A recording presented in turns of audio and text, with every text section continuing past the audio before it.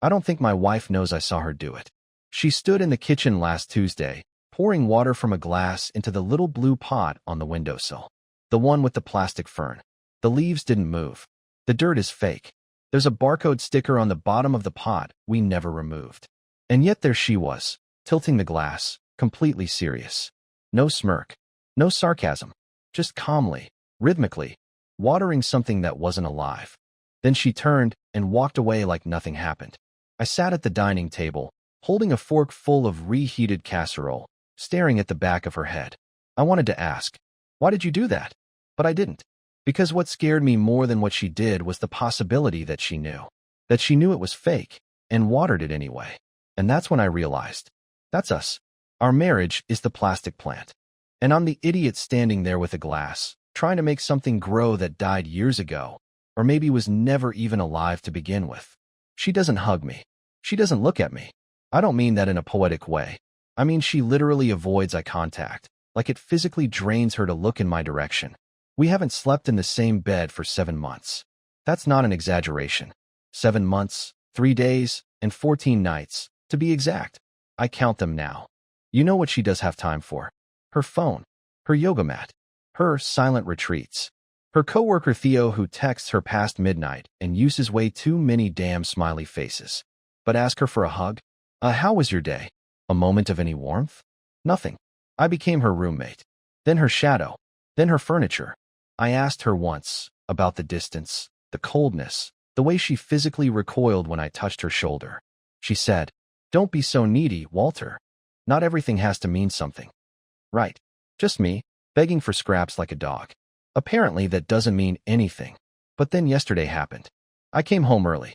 Work had been slow, busted irrigation pump, easy fix. I stopped for gas, picked up her favorite tea, jasmine mint, which she hasn't thanked me for in over a year, and walked in through the back door. She was in the living room. I called out. No answer. So I walked in and saw her sitting on the floor, knees tucked to her chest, mascara streaked down her cheeks like charcoal tears. She looked up and said, "Are you going to leave me?" I didn't say anything. Not yet. Not until now. I stood there for a moment, then sat down on the carpet across from her and said, "Yes, I think I am." She stared, blinked once. Then everything broke. She screamed like someone dying, collapsed forward, crawled to me on her hands, wrapped her arms around my legs, and begged like a child. "Please, please, don't do this. I'll do anything. Just please don't go." This woman, who waters fake plants and looks through me like I'm made of smoke, was suddenly alive, clutching me like I held her soul in my hands. And I didn't feel loved. I felt hunted. She wouldn't let go of my legs. I just stood there in the living room, frozen, while my wife sobbed into my jeans like I'd announced her execution. Her voice cracked between gasps, begging me not to leave, saying she was sorry, that she'd been stressed, tired, overwhelmed. But none of it made sense. None of it matched the woman I'd been living with these past few years. Cold, distant, robotic. Now she was acting like someone who'd just been dropped into her own life for the first time and realized everything was on fire. I kept waiting for the performance to end, for her to lift her head, wipe her tears, and say, "Just kidding, Walter." But it didn't end. She shook on the floor for almost 10 minutes, and I finally had to pull her off me gently so I could sit down. She looked up at me with this devastated, childlike expression, something between fear and guilt. And that's when I said, "Is it Theo?" Her head snapped to the side like I'd slapped her. For a second, I thought she'd lie. But then her shoulders dropped, and she gave me the smallest nod. Not yes, not no, just a nod that said, "You already know." But what she said next made me wish she had just been sleeping with him. "He's not real," she whispered. I stared. "What?" She shook her head slowly, like it hurt to say it out loud. "Theo. He's not a real person. He's something I made up." I almost laughed. I wanted to. I even looked around the room like someone would jump out and yell gotcha. But there was nothing funny about the look on her face. "You mean, like a fake profile?" I asked. "No. I mean, I talk to him. In my head. Online sometimes. I write messages to him and pretend he's replying. I don't know. I needed someone. And you weren't really there anymore." I can't describe the kind of silence that followed. It wasn't angry. It wasn't even sad. It was the kind of silence that sits in your stomach like a meal you realize was poisoned halfway through eating. My wife had created a man in her mind, crafted a fantasy, and instead of trying to fix anything with me, she'd retreated into this private world where Theo understood her, comforted her, probably told her everything she wanted to hear. All while I was knocking on her emotional door every damn day, begging to be let back in. Why not just talk to me? I asked, and my voice cracked halfway through it. I hated that. She looked me straight in the eyes for the first time in months and said, "Because you never listen, Walter. You hear me, but you don't listen. You want to fix things with duct tape and breakfast sandwiches. But I needed you to see me." The worst part? I believed her, and it made me hate myself. She wasn't cheating in the traditional sense. No lipstick on collars, no hotel receipts. Just a full-blown emotional delusion wrapped in pixels and daydreams. And I didn't even notice. I was so focused on the absence of touch, I never looked at what had filled the space instead. I wanted to scream. Not at her, at myself. I stood up, walked to the bathroom, and stared at myself in the mirror. My eyes looked older than I remembered. I ran the faucet, splashed my face, and stared some more. Then I looked down and realized something strange. The toothbrush cup by the sink. Hers was missing. I walked back to the bedroom. Her drawer was empty. Her favorite sweater was gone. Her shoes, the red ones with the little gold buckles, weren't in the hallway anymore. "Lena," I called out. She didn't answer. I walked back to the living room. She was gone. Just like that. The house was dead quiet, except for the hum of the fridge and the ringing in my ears. She had been sobbing on the floor less than 20 minutes ago, clutching my knees, begging me not to leave her. Now gone. Not a word. Not a slamming door. Just vanished, like someone hit undo on her entire presence. I walked around the house like a sleepwalker. Bedroom, closet, guest room, front porch. Nothing. No car keys missing. Her purse still hung on the hook by the door. Her laptop was on the couch where she'd thrown it earlier. And then I saw it. Her phone. Still on the kitchen counter, next to the half-empty glass of water she'd used to water the plastic plant the day before. Nobody leaves without their phone anymore. Not in 2025. I picked it up. The screen was smudged but lit up instantly, no lock. I stared at her wallpaper. A photo of the two of us from years ago. I looked so happy. Younger. Thinner. Still believing this woman loved me. Still believing I mattered to her. My thumb hovered over her messages. I knew I shouldn't. I knew if I opened it, I'd see things I could never unsee. But I couldn't stop myself. I tapped the icon and waited. No messages from anyone named Theo. But there were texts. Dozens. Most from some unnamed contact. Just a letter D in the contact slot. And all of them were outgoing. Every text in the thread had been sent by Lena. Long, rambling paragraphs. Confessions. Apologies. Vents. And every message ended the same way. "I know you can't answer me, but I feel better pretending." Some were dated months ago. Others were from just days prior. One of them read, "Walter thinks you're real. He asked if I was seeing someone. I didn't have the heart to say you're the only one who ever actually listens to me, even if you don't exist." Another said, "If I ever disappear, know it wasn't your fault." And then one from earlier that very morning. "I think he's going to leave. I think I broke something that can't be fixed. Maybe it was never whole to begin with." I put the phone down and sat on the kitchen stool. For the first time in my life, I didn't feel angry. I felt nauseous. Like the walls of my house had absorbed all the madness and were quietly whispering it back at me. I went outside to clear my head. The sun was already setting, bleeding orange across the street like a wound. I walked down the sidewalk barefoot like a lunatic, past our mailbox, past the Wilkinsons' fence, not even knowing where I was going. And then I saw her, sitting in the middle of the empty church parking lot 2 blocks from our house. Just sitting, legs folded beneath her, her back to me, perfectly still, like a statue dropped from a helicopter into the middle of an asphalt sea. I approached slowly, unsure whether to speak or turn around and pretend I never saw her. But she turned before I said anything. Her eyes were dry now, her face calm, almost blank. "You followed me," she said softly. "No, I found you." She looked away, toward the old bell tower that hadn't rung since before the pandemic. "I didn't know where else to go. You left your phone. I didn't want to be found. You didn't take anything, not even shoes." She shrugged. "I wanted to see how far I'd go without planning. Just walk. Let the world decide." I stood there awkwardly, unsure what this even was. A breakdown? A test? A goodbye? What's going on, Lena? I asked finally. What is all of this? And then she said something that chilled me to the bone. More than any affair, more than any fantasy man ever could. I don't know who I've been pretending to be, but I think she's stronger than I am now, and I don't know how to get back. I didn't understand what that meant. Not then, but soon I would. And the next thing I found, tucked inside the drawer of her nightstand, would make everything infinitely worse. We didn't say much on the way home. Lena walked barefoot beside me, slow and silent, her eyes trained on the cracks in the sidewalk like she was counting them, like each one might decide whether she stayed grounded or slipped into the sky. I wanted to ask more, to say something meaningful, but I couldn't even find the right words for basic questions anymore. Nothing felt appropriate. What do you say to someone who just admitted they've lost track of their own identity? By the time we got home, the air inside the house had shifted. I can't explain it. It wasn't colder or warmer, just heavier, as if the walls knew something I didn't. Lena went straight to the bathroom. I stood in the kitchen, staring once again at the damn fake plant, wondering how long I had been watering something dead. Then I made the decision. I walked to the bedroom, crossed to her nightstand, and pulled open the drawer. We had a rule. Always had. We didn't snoop. Even after fights. Even during the bad months. But this wasn't about trust anymore. This was about survival. Mental, emotional, and maybe even something darker I hadn't named yet. And when I opened that drawer, I didn't find anything that screamed infidelity or betrayal.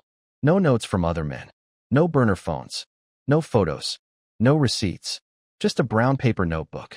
One of those composition books with the marbled cover and a torn corner. It was thicker than usual. Stuffed. Not just with pages, but with loose photos, clippings, and what looked like pages ripped out of old diaries and even printed emails. It smelled faintly of cinnamon and dust. My fingers trembled a little as I opened it. The first page just had a name, written in large, shaky letters. June Rose Hollins. Age 11, 2003, Akron, Ohio. I paused. That wasn't Lena. Not her name. Not her age. Not her city. Lena was born in 1989. She grew up in Iowa. This didn't make any sense. I flipped the page. There were paragraphs written in different handwriting. Some typed, some scribbled in pen, others in what looked like a child's crayon. All about June Rose. Her fears. Her dreams. Her mother's voice. Her dog that died. Her favorite ice cream flavor. And then, halfway through the notebook, June stopped showing up. Suddenly, it was Kayla Mendez, age 19, 2012, Mesa, Arizona. Then Tori Blanchard, age 27, 2018, Chicago. Each section written like a journal. Or a confessional. But each one had one thing in common. They all ended with the same phrase, almost like a stamp at the end of a document. She knows he'll leave. She just hopes he won't leave today. And all of them were written in Lena's handwriting. I sat on the edge of the bed, notebook in hand, flipping through life after life. None of them hers. And yet, all of them clearly coming from her pen. It wasn't a novel. There was no story arc, no structure. Just fragmented glimpses into the minds of women who may or may not have existed. Was this fiction? Fantasy? Therapy? I found myself asking the question I hadn't allowed myself to consider until now. Is Lena okay? That's when the last folded page slipped out from the back cover and fell into my lap. It wasn't written in journal style. It was printed, formatted. It looked like part of a patient intake form. At the top, patient self-evaluation, St. Hildegard Cognitive Wellness Center. My blood turned to ice. I scanned the page. Her name was typed in, Lena Kane. Date, August 2016, the same year we stopped trying to have a baby. I kept reading, even though I already felt like I was staring at a part of her she had buried deep underground. Under the primary symptoms section, she had checked dissociative states, personality blending, narrative detachment, loss of memory tied to self-identity. Under describe in your own words.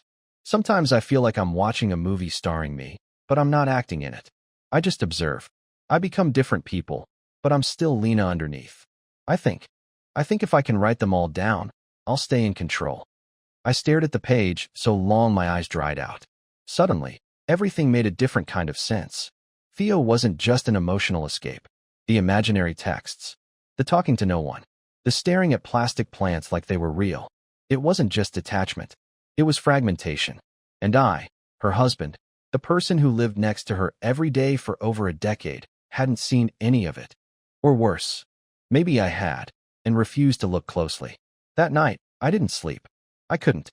Lena never asked about the notebook. She came out of the bathroom like nothing had happened, made herself tea, and watched a true crime documentary on mute while scrolling her phone. Just like every other night. But now I knew. And the worst part wasn't the secret. It was realizing I had no idea who I'd been married to all this time. And that somewhere inside her, maybe she didn't know either. The next morning started like nothing had happened. Lena made eggs. Sunny side up, which she hated. She slid the plate in front of me without saying a word, sat down across the table, and began peeling a clementine like we were two old friends sharing breakfast in a motel lobby. I couldn't stop staring at her hands. How calm they looked. How steady. You wouldn't think that just hours ago I'd been sitting in our bedroom reading pages about other people she had invented and believed she'd become. I wanted to confront her. I did. I opened my mouth half a dozen times, but I didn't know who I'd be speaking to. Lena? June? Kayla? Whoever wrote that page about watching the movie of her life? Or was it just the Lena who quietly eats fruit while the world burns under the table? So instead, I said the one thing I knew would break the illusion. I think I should leave. I think I need space. She didn't blink. She finished peeling the last strip of rind, placed it on the edge of her napkin, and looked up at me with a kind of softness that almost felt cruel. I know, she said. I've been waiting for you to say it. That was not what I expected. She reached into her robe pocket and pulled out a folded piece of paper. My name was written on the front in her handwriting. Simple, flat, unmistakable. I wrote this 2 weeks ago, she said. I knew you'd reach this point. I unfolded it slowly, hands stiff. Inside was a list. Not a letter. Not a goodbye. A list. You will feel guilty. You will tell yourself you were blind. You will start dreaming about me before you fall asleep. You'll come back after the first thunderstorm. I won't be here when you do. I didn't say anything. I just stared at it, my skin crawling. My wife, or the fractured pieces of her mind, had predicted this exact conversation, had written it down, had prepared herself for my exit like it was a scheduled event on her calendar. What is this? I asked, my voice sharp with something I hadn't felt in years, fear. She looked at me gently, almost lovingly. It's not manipulation, if that's what you're thinking. It's just clarity. I don't trust my brain sometimes. So I try to map out its logic while I'm still inside myself, while I still have a grip. I looked at her and realized something that turned my stomach. She wasn't shocked I wanted to leave. She wasn't sad. She was resigned, like a person who's already packed their bag for a journey they know they can't stop. And the worst part was, I could see the Lena I fell in love with behind her eyes, trapped somewhere far away, banging on the glass. The rest of the day passed like a dream. She did laundry, folded my socks with perfect creases, watered the same plastic plant again. I watched from the hallway, too numb to interrupt. I felt like I was already halfway gone, and she was just going through her checklist to let me fade properly. That night, I packed a bag. One duffel. Just essentials. She saw me carrying it down the stairs, but said nothing. I stood at the front door for a long time before unlocking it. Something in me wanted to turn around and beg her to stop me. To cry again. To plead. But she didn't move from the couch. She was watching Rear Window, of all things. The one with the man trapped in his apartment, watching lives unravel through binoculars. And as I opened the door, she said something that nearly made my knees buckle. There's a box in the attic, she said, eyes on the screen. If you want to know everything, take it with you. But don't open it until you've been gone for at least 3 days. If you open it early, I think it'll ruin you. I stood frozen in the doorway. Why 3 days? I asked. She didn't answer. And somehow, that terrified me more than anything else she'd said so far. I didn't wait 3 days. I didn't even make it past midnight. By the time I checked into the motel off Route 18, the kind with flickering vacancy signs and bleach-stained carpets, my hands were already trembling to open it. The box was heavier than I expected. Not large. Just a plain gray storage container with a latch and no label. But it felt like it buzzed in my hands, humming with the kind of weight you can't measure with a scale. The motel room smelled like lemon cleaner and despair. I dropped the box onto the corner of the bed, sat beside it, and stared for a long while. Part of me wanted to toss it out the window. Another part wanted to light a match. But the worst part, the one that always won, wanted answers. I think deep down I hoped it would be something anticlimactic. Childhood photos, old journals, something boring, something human, something explainable. But nothing about what I found inside was explainable. The first thing I saw was a photo, a Polaroid, of me, sleeping. At first, I didn't understand. It wasn't recent. I could tell by the old t-shirt I used to wear, the chipped headboard we replaced years ago, and the position I was lying in, fetal, with one hand curled under my cheek. I used to sleep like that during the worst part of my depression, back in 2017. I hadn't told anyone. Not even Lena. Especially not Lena. There were more photos beneath it. 16, to be exact. All of me. All taken while I was asleep. Different years. Different bedding. One was even from the guest room. The time we had that fight about her missing our anniversary. She had told me she spent the night at her sister's. I remember that night clearly. I cried myself to sleep, alone. But someone had taken a photo of me. In the dark. From the corner of the room. The timestamp in the corner didn't lie. I put the photos aside with shaking hands. Underneath them was a stack of documents. Medical files. Not hers, mine. Printed email exchanges between my primary care doctor and a psychologist I never saw. Copies of insurance paperwork I don't remember submitting. Prescription notes. For medications I never took. And then the file. It was titled, Walter C. Hypotheticals and Behavioral Mapping. Case Dossier Number 3. I opened it and instantly felt the room tilt. It was me. My life. Broken down into charts. Graphs. Schedules. There were flow diagrams of possible reaction outcomes based on hypothetical triggers. Notes like, if told about Theo, anger response delayed, likely internalized self-blame. If confronted with identity fracture, seeks logic before empathy. Requires 72 hours of isolation before confrontation becomes emotionally manageable.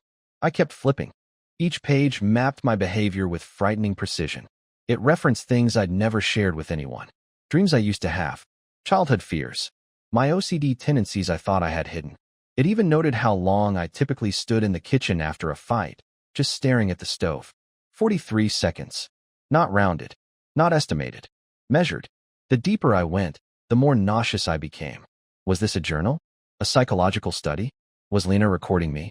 Observing me like a test subject? Or was it something far worse? At the bottom of the box was a flash drive taped to a folded sheet of paper. The paper read, "Don't plug this in unless you're ready to stop pretending." I stared at that sentence for so long the motel room lights seemed to dim around me. My heart was pounding hard enough to make the headboard rattle.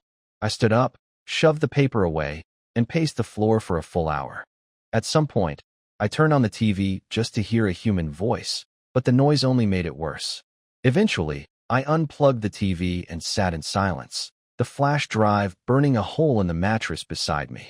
I didn't plug it in that night. I couldn't. Instead, I stared at the photos again, all those versions of me sleeping, unaware, vulnerable, and began to understand a horrifying truth I hadn't let myself admit until that moment. Lena didn't just know me. She was studying me, documenting me, maybe even shaping me, like a sculptor chipping away at a statue only she could see in the stone. And that meant none of this was ever spontaneous. Not the breakdown, not the tears, not even the notebook full of alternate identities. She hadn't just been falling apart. She was building something. And whatever it was, I had been at the center of it the entire time. I couldn't sleep. The flash drive sat on the cheap motel nightstand like a loaded weapon, humming with unspoken truths, daring me to open it. But I couldn't. Not yet. My body was there, lying under threadbare sheets with a buzzing AC unit above me, but my mind was locked inside those pages. The dossier, the diagrams, the photos of myself I didn't know existed. One name kept repeating throughout the file, Dr. Calden B. Rhodes. His notes appeared on almost every page, written in sharp, academic phrasing. Subject responds favorably to emotional distance. One entry read. Another, interpersonal mirroring observed. Possible passive conditioning successful. There were citations to research papers I didn't recognize, references to case models that included my initials. And then finally, under contact for emergency ethical review. A phone number, no title, no credentials. Just a number, written in blue ink. At 5:41 a.m., I called it. It rang 4 times. Then a voice picked up, groggy but composed. Male, mid-50s maybe. This is Calden. I took a breath. Dr. Rhodes? Silence. Then, cautious. Who is this? My name is Walter Kane. I found your name in a file. Connected to a woman named Lena Kane. Another pause. Longer. I could hear the shift in his breath. Alert now. He said, where did you get that name? She's my wife. I answered, though the word wife suddenly felt abstract. Or, at least I thought she was. He didn't respond right away. I waited, heart pounding in my throat. Then his voice came back on, low and tense. You need to stop whatever you're doing and walk away. Right now. What? No. She wasn't supposed to be active, he cut in. She wasn't supposed to be in circulation. That case was shut down. I stood up so fast the motel lamp rattled. What do you mean, in circulation? She's not a car. She's a person. She's my wife. Another long breath on the line. No, Mr. Kane. She's not. My skin went cold. He continued, slowly, as if every word was being weighed against some legal threat. Lena Kane is not a birth name. It's not a legal identity. It's a construct, one of several developed under an early-stage behavioral simulation initiative. A theoretical model. English, please, I snapped. She was never a complete individual. She was built, psychologically, not synthetically, through layered identity training and memory implantation. Designed to mimic human emotional evolution for long-term social response testing. I oversaw parts of the framework, but that program was shelved before deployment. She wasn't supposed to integrate. I felt like I was going to throw up. You're telling me my wife is fake? She's not real? I'm telling you, he said, calmly now. You're not the first person to love her, and you won't be the last. Everything inside me cracked at once. I shouted, she bleeds. She cries. She talks in her sleep. She remembers birthdays. She loved my mother when she was dying. He cut in sharply. She mirrors, Mr. Kane.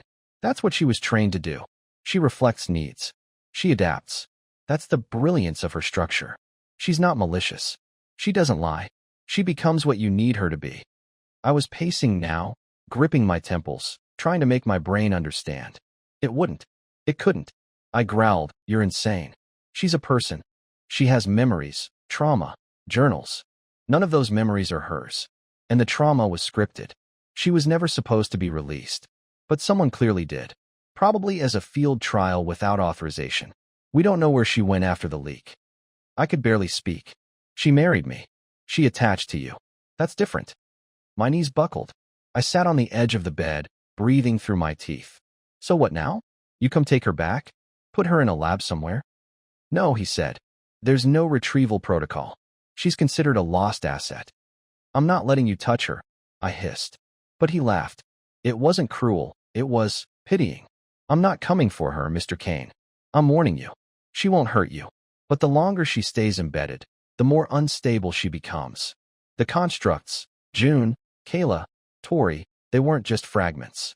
They're emotional scripts. When one collapses, the next emerges. Eventually, she'll forget who you are. She may already be forgetting. I sat in silence, watching dawn filter through the motel blinds, feeling my entire marriage evaporate into theory and shadows. Before he hung up, he said one last thing. If she asked you to meet someone named Mother, don't go.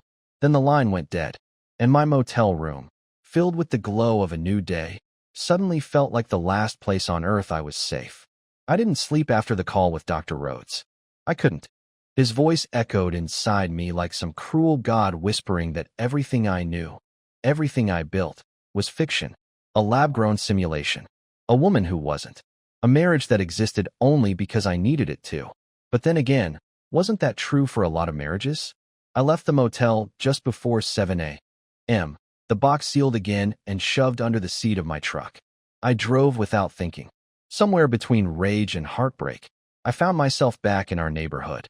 Not in front of the house. I couldn't go there yet, but parked at the same church lot where I found her sitting barefoot days ago. I sat in silence. No plan. No idea what to do next. And then I saw her, Lena, walking toward me from the direction of the woods, holding a paper bag and a thermos, like she'd been waiting nearby this whole time. She didn't look shocked to see me. She looked relieved, like a character reaching the end of a long script, finally allowed to break the fourth wall. She got in the passenger seat without asking. Handed me the bag, still warm. Inside was a breakfast sandwich. Bacon, egg, cheddar. The kind I used to make for her before she stopped pretending to be hungry in the mornings. I didn't say anything. I just stared at her hands. Real hands. Flesh and bone. Slightly shaking. Then she said it. I think I'm ready to show you what you came here to see. I knew what she meant. Mother. She nodded. We drove in silence for 40 minutes, past county roads and fog-touched farmland, until we reached a worn-down building hidden behind a line of weeping willows. No sign. No mailbox. Just a single gravel path and an old iron gate that opened on its own when we approached. A security camera followed us. I noticed it. She didn't flinch. Inside, it didn't look like a lab. No glowing monitors. No sterile glass. Just bookshelves, warm lighting, paintings on the walls. It felt more like a retreat center than anything sinister. A woman in her 60s sat at the far end of the room, dressed in soft gray. Her eyes were kind but piercing. "Hello, Walter," she said. "I'm glad she brought you." I sat down slowly. I've been called a lot of things. Doctor, psychologist, creator. But Lena just calls me mother. It's easier for her. I said nothing. She wasn't an experiment, the woman said. She was a survival. I blinked. What does that mean? Lena was born, not built. She was fractured early. From trauma. Layers of identity forming like scar tissue. We tried to help her organize the pieces. Gave names to the fragments so she wouldn't be swallowed by them. You didn't fall in love with something fake. You fell in love with a woman who's been holding 1,000 mirrors, trying not to drop a single one. I looked at Lena. She was standing near the window, light catching the side of her face. She didn't look fragile anymore. She looked present. I don't want to be fixed, she said quietly. I want to be real. With you. Just as I am. That broke something inside me, in the best way. I took her hand. We stayed at the center for 4 days. Therapy. Truth. Tears. She told me about her childhood. The gaps. The silence. The imaginary friends that became lifelines. I told her about the notebook. The photos. She smiled sadly. I didn't take the photos to control you. I took them to remember that you stayed. We returned home different. Not perfect, but real. She started gardening. Real plants this time. I started cooking again. She stopped calling herself broken. I stopped calling myself stupid. And on a rainy afternoon 2 months later, I came home to find a new plant on the windowsill. Lavender. Dirt under her nails. Sunlight on her face. She hugged me. For the first time in years. Not because she had to, but because she finally could.